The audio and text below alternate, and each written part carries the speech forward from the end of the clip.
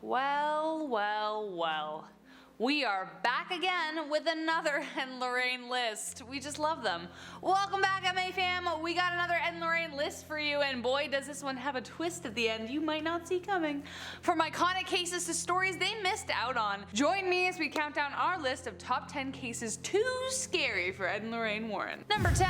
We're starting off strong with the Devil Made Me Do It case. If you're a fan of Ed and Lorraine, you know this one. The Devil Made Me Do It case is arguably one of the most famous cases that Ed and Lorraine ever worked on. But beyond the supernatural, this case was right in the public eye. Not only were there demons and the supernatural, but the scrutiny of the public eye made this a whole different monster for the Warrens. A bunch of people outside of the courthouse making claims and threats over the case isn't easy to deal with.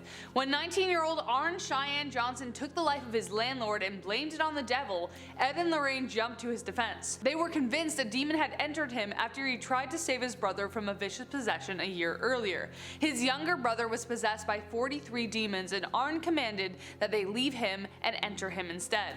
The Warrens fell under immense scrutiny, but according to them, the court had defended accounts of God in the past. Now it was time to defend accounts of the devil. But one thing remains strange to me. Arn was never exorcised after the event. Does that mean they are still with him? Number 9. Highgate Cemetery. Where were they for the vampire hysteria at Highgate Cemetery? Like, where were you? When I learned about this case, I was flabbergasted, and it's weird to me that they weren't there. They've dealt with werewolves but missed out on vampires completely? The Highgate Cemetery in London, England has some of the oldest graves in the world, making it the perfect breeding ground for ghosts, ghouls, goblins, and vampires. Ooh, it's spooky season. The Highgate vampire case caused a media uproar in the 60s that culminated in two magicians facing off to see who could catch the vampire first. It all started when two girls reported seeing the dead rise from the graves while walking through Swain Lane one night. Soon, animal carcasses drained of blood started turning up.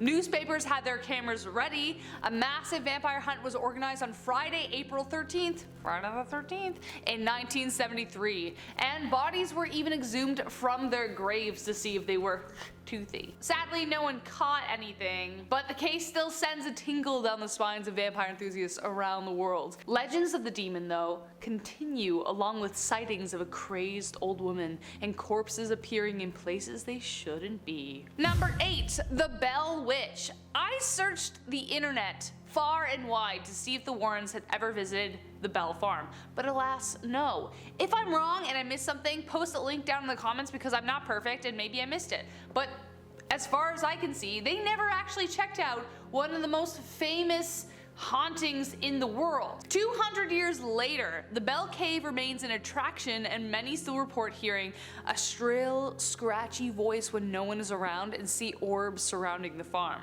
or where it used to stand. Though the actual events happened well before the time of the Warrens and the farm was torn down, the Bell Cave was still there. If there was any duo who could have proven the tale of the Bell Witch, it was them, but maybe, just maybe, they were afraid of what they might find. Number 7. Michael Taylor. The Michael Taylor case is one of the strangest I've ever come across while doing lists like this, and it certainly needed Ed and Lorraine. The horrifying events of Michael Taylor happened in the 1970s, specifically 1974. A man who was considered a good husband, father, and community man suddenly flipped. He began enduring bouts of severe depression and was visiting a 21-year-old pastor named Marie Robinson for counsel.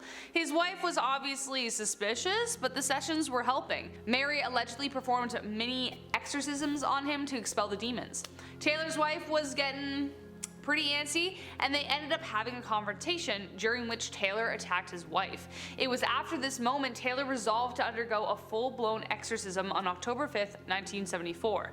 During this, Michael had seizures, he spit and bit the ministers, and screamed in tongues. Unfortunately though, it did not expel all the demons, and Taylor returned home in a rage. He took the life of his wife in an incredibly gruesome way, and was later found screaming in the street naked and covered in blood. I don't think the Warrens ever encountered anything as violent, but imagine if they did. Number 6. Richard Gallagher and Julia. Richard Gallagher is a man I find entirely fascinating because his transition from being a man of science to a full-on believer of the occult is, for lack of a better word, insane.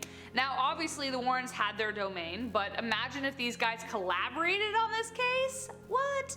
though I don't know if Gallagher needed the help. Just saying. The case I'm referring to is when Gallagher encountered a transformative possession. Gallagher became the go-to guy to diagnose people who claimed to be possessed. An Ivy League psychiatrist, he would help those who were mistaking mental illness for something mystical. Julia was the first time he encountered someone he couldn't explain. Julia was the queen of a satanic cult and had become possessed, which she desperately wanted to be rid of. Skeptical at first, but when Richard sat down to talk to her, she knew intimate details about his life. Objects would fly off the wall, and once during a phone call with the priest, they both heard one of the demonic voices she'd speak in around them, even though Julia was across the country. Number 5, the Thornton Heath Poltergeist. It was the 1970s. Thornton Heath, England. Where were the Warrens? Probably busy, or too scared to bother with such a terrifying case. It all started one hot August evening when the family living in the house was awoken by their radio suddenly blaring to life. This was just the beginning to a terrible haunting the family would endure for 4 years. Objects would fall or be thrown across the room by invisible hands, you know, all the usual poltergeisty things. One night, the son awoke to find a man standing at the end of his bed, like staring at him with like venom in his eyes. After a bunch of startling incidents, they tried to have the house blessed, but it failed. However, a medium did discover that the house was haunted by a couple named the Chattertons who considered them trespassers on their property. The family eventually had no other option but to move out, and the activity has since ceased. But imagine if the Warrens were on the case, probably would have been solved so much sooner, or not, who knows. Number 4, the Danny Poltergeist case. In 1998, a woman named Jane Fishman reported strange happenings regarding an antique bed in the home of Al Cobb in Savannah, Georgia. It was a vintage 1800s bed that Cobb bought at auction for his son, a purchase he later regretted. 3 nights after it was purchased, Jason, the son, told his parents that someone was watching him on the bed. He felt cold breath on his neck and saw the impressions of elbows dipping into the pillow. He also noticed the photo of his deceased grandparents lying face down on the dresser, which became a reoccurring event. After he put it back up, it'd fall back out. But then, one morning, an assortment of strange objects, including animals made from shells, was found on his bed after he'd already gone down to breakfast. That got his parents and his twin brother's attention. They left paper and crayons out and asked the ghost what his name was. Then later they came back to see Danny 7 written on the paper. After several communications and a smashed terracotta planter, it was clear that Danny didn't want anyone in his bed. The family eventually got rid of the bed, but that didn't solve the problem. Turns out Jason's connection to the spirits went skin deep, and he continued to see things after the event. Number 3, here we go. The Winchester House. This place is on my bucket list to visit, so it's a wonder to me why the Warrens never checked it out. Again, I googled it, they didn't. Prove me wrong in the comments. I welcome correction, as always, thank you.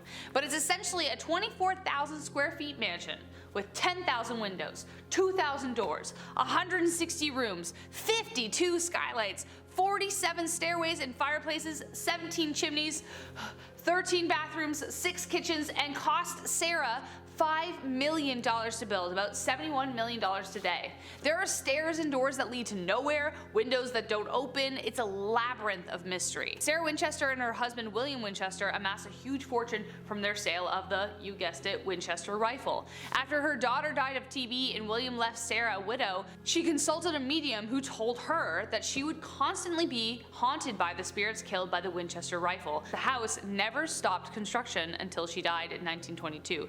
It is said the house was built to trap the spirits inside. Today, it's considered one of the most haunted places in the world and is well worth a visit for anyone seeking a scare. So where the heck were the Warrens to debunk this thing? It would have been awesome. Number 2, the Amityville Horror case. Obviously, I had to put this case on the list because this case remained the scariest event of Ed and Lorraine's career. It had the monstrosities of the night which roamed that house, which infested it, which caused a young man to murder his whole family. The events at Amityville, Long Island in 1975 shook the nation and the box office. The Lutz family moved into their dream suburban home with optimism and hope for their life. But little did they know, a year earlier, Ronald DeFia Jr. shot and killed all 6 members of his family, priming the property with evil. The Lutzes didn't know what to make of the swarms of flies, loud, aggressive banging noises, disturbing entities, and even levitations occurring in the home. So So they got the hell out of Dodge, leaving all their belongings in the process.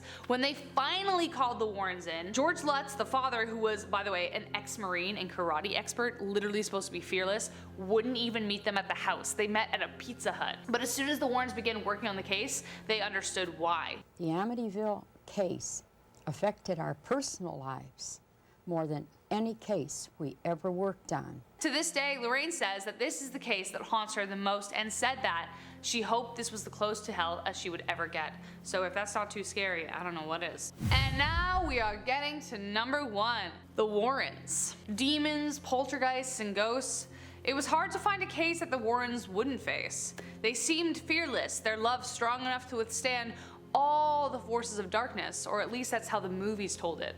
It turns out that the real case the Warrens were too afraid of was the horrifying truth of their marriage. Yup, we're going there. If you're a fan of the movie franchise, then you know that Loraine had a lot of influence on the stories up until her death, but a weird detail in her contact alludes to some nefarious activity in their personal life. Neither Ed or Lorraine Warren could be depicted violating anyone or performing adult acts with a minor. The reason that was in there might have something to do with the case of Judith Penny.